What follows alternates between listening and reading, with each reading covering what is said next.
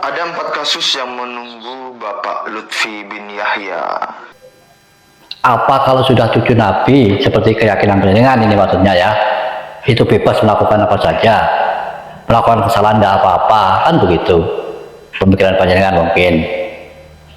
Apa kalau panjenengan itu dijajah oleh cucu Nabi itu ikhlas, apa seperti itu maksud panjenengan, sehingga mati-matian panjenengan itu seolah-olah ini terutama untuk para muhibin Habib ya, itu membela para Habib dan seolah-olah walaupun salah pun buat mereka itu nggak apa-apa. Nah ini yang tidak menjadikan persetujuan terutama dari Simbah.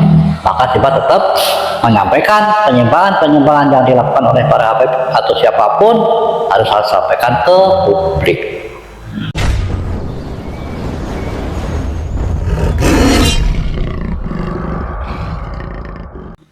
Assalamualaikum warahmatullahi wabarakatuh. Alhamdulillahirabbil alamin.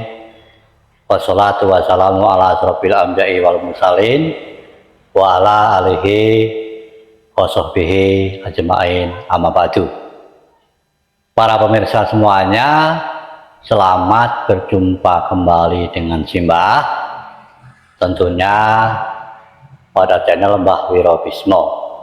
Beberapa waktu yang lalu channel Mbah Wirobismo mengupload video dengan tidak menampilkan diri saya dikarenakan Simbah kesehatannya terganggu, sehingga tim Mbah Wirobismo membuat animasinya Simbah. Di dalam video ini saya masih akan kembali memperbincangkan tentang para habaib atau Ba'alawi. Kalau mengenai persoalan nasab, Simbah tidak mempedulikan mau nyambung atau tidak, terserah saja. Dalam artian di sini adalah para Ba'alawi atau para habib itu nasabnya tersambung kepada Rasul ataupun tidak tersambung, Simbah tidak mempedulikan atau terserah saja. Yang menjadi konsen daripada saya adalah penyimpangan-penyimpangan yang dilakukan oleh para habaib. Nah, karena menurut pengamatan dari Simbah, hal-hal penyimpangan-penyimpangan itu perlu disampaikan kepada publik, kepada para khalayak. Karena memang ada hal-hal yang sangat membahayakan, khususnya buat NKRI. Contohnya, bagaimana pembelokan sejarah bangsa diubah oleh para Ba'alawi. Nah ini kan sudah menyalahi daripada sejarah kita. Dan juga contohnya pembuatan makam-makam palsu, itu semuanya menurut penilaian dari Simbah, Ba'alawi ini punya misi dan misi atau tujuan tertentu. Jadi kalau di channel Simbah itu ada yang komen bahwa channel Mbah Wirobismo ini termasuk channel pemecah belah bangsa, tidak seperti itu tujuan dari Simbah. Justru Simbah menyampaikan hal-hal kebenaran. Memang tentunya kebenaran itu ada yang pro dan kontra, itu sudah wajar, karena menganggap dirinya masing-masing itu di dalam kebenaran. Nah kalau Simbah, ya berdasarkan keyakinan dari Simbah mengenai heboh persoalan antara Kiai Imaduddin dengan para Ba'alawi, Simbah tidak pro kesana dan pro kemari. Simbah hanya menyampaikan betul-betul tentang hal kebenaran. Makanya tentang nasab Simbah tidak turut campur, tidak mempedulikannya. Tapi penyimpangan-penyimpangan yang menjadi concern Simbah yang harus menurut Simbah nih ya, Simbah sampaikan kepada publik. Seperti itu alasan dari channel Mbah Wirobismo di dalam ikut mengomentari tentang perhabiban yang selama ini atau akhir-akhir ini jadi trending topik di pembicaraan media sosial. Para pemirsa semuanya, Simba juga turut prihatin karena para muhibbin atau pencinta Habib ini banyak yang taklid buta. Oke lah, kalau panjenengan itu menganggap para Habib itu cucu Nabi, begitu ya, silahkan saja. Kalau beliau para Habib itu tidak melakukan hal-hal penyimpangan, tapi kalau mengadakan tindakan-tindakan yang menyimpang, ya tentunya kita semuanya, apalagi Simba sebagai orang tua, sebagai warga bangsa, mengkoreksi dong tentunya. Apa kalau sudah cucu Nabi, seperti keyakinan panjenengan ini maksudnya ya, itu bebas melakukan apa saja, melakukan kesalahan tidak apa-apa, kan begitu pemikiran panjenengan mungkin. Apa kalau panjenengan itu dijajah oleh cucu Nabi itu ikhlas? Apa seperti itu maksud panjenengan? Sehingga mati-matian panjenengan itu seolah-olah ini terutama untuk para muhibbin Habib ya, itu membela para Habib dan seolah-olah meskipun salah pun buat mereka itu nggak apa-apa. Nah ini yang tidak menjadikan persetujuan terutama dari Simba. Maka Simba tetap menyampaikan penyimpangan yang dilakukan oleh para Habib atau siapapun harus sampaikan ke publik. Contohnya begini, selama ini ada Habib yang kelihatannya lurus, ya, kelihatannya alim, membela NKRI. Itu pun juga setelah terbongkar kedoknya banyak hal-hal yang dilakukan tidak baik, ya.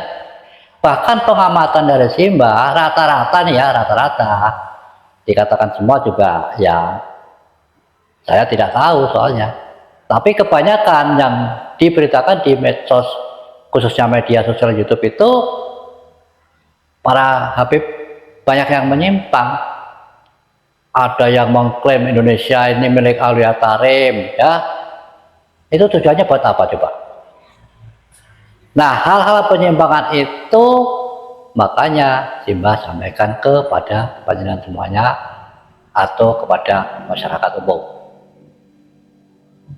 Kembali tadi Simba menyampaikan ya, ada oknum Habib yang kelihatan alim, lurus, tidak terdengar-dengar, contohnya Habib Lutfi.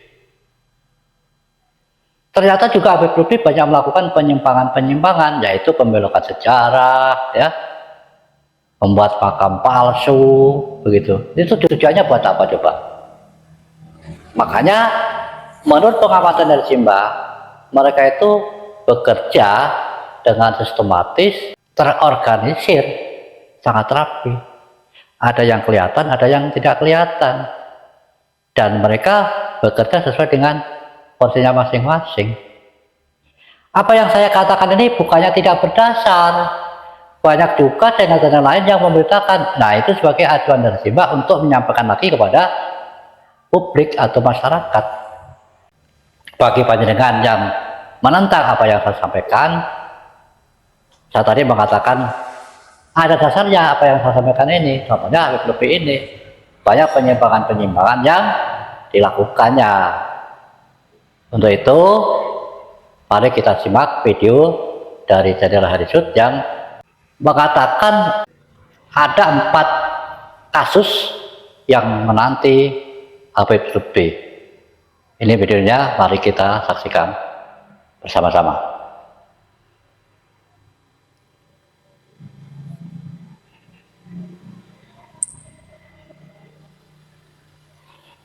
Selamat malam teman-teman sekalian. Ada 4 kasus yang menunggu Bapak Lutfi bin Yahya yang dikenal sebagai Wul Sufi Presiden, sebagai Mursyid Thorikoh, sebagai Ketua Jatman. 4 kasus tersebut adalah: 1.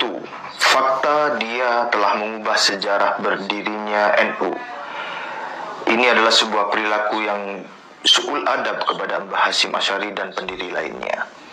Yang kedua adalah fakta dia telah mengubah atau mengizinkan pengubahan sejarah berdirinya Jatman. Ini dapat kita temui dari cerita Romo Kiai Haji Halwani bersama Gusmar KBN Nusantara. 3. Fakta dia membegal dan memalsukan makam dan silsilah KRT Sumo di Ningrat yang fakta-faktanya telah disajikan oleh Gus Muhammad AR dan Raden Dibyo Trah HB2 di channel Arah 9. Bahkan Peter Carey, sejarawan dari Oxford University yang telah menggeluti sejarah Diponegoro selama 30 tahun mengatakan, siapa yang mau menantang, sembari menunjukkan bukti-bukti literatur yang ada. 4. Fakta bahwa dia tidak, tanda kutip, menerima fakta ilmiah yang disajikan Kiai Haji Imaduddin Usman yang menyatakan bahwa Habib imigran Yaman Bani Ubaid bukanlah keturunan Rasul. Setidaknya dengan 4 kasus fakta ketidakjujuran tadi, semestinya para pengikutnya mulai menimbang ulang, benarkah dia wali secara hakikat atau dia cuma di branding sebagai wali? Kok dikit-dikit wali? Memangnya dari mana Anda tahu secara pasti dia adalah seorang waliullah? Kalau memang wali, kok tidak jujur kelakuannya? Kok banyak makam dan tokoh Nusantara yang dibinyahyakan? Berdasar penjelasan dari Gus Abbas Buntet Cirebon, banyak makam-makam yang dibinyahyakan dan dibin assegafkan. Sebagaimana kita ketahui, wali itu dibagi menjadi 2 kategori besar. 1 waliullah, 2 wali setan. Kalau orang tidak jujur dan suul adab seperti itu, kira-kira masuk kategori wali yang mana? Nah, itu tadi penjelasan tentang 4 kasus yang serius yang menanti pada Habib Lutfi.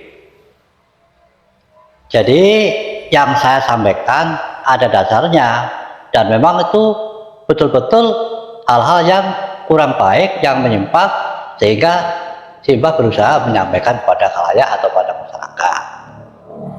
Akan terus channel Simbah, karena saya tidak punya kepentingan apa-apa, tidak perlu sana dan tidak perlu sini. Saya hanya berusaha menyampaikan hal-hal kebenaran, apapun itu. Sekian. Wassalamualaikum warahmatullahi wabarakatuh.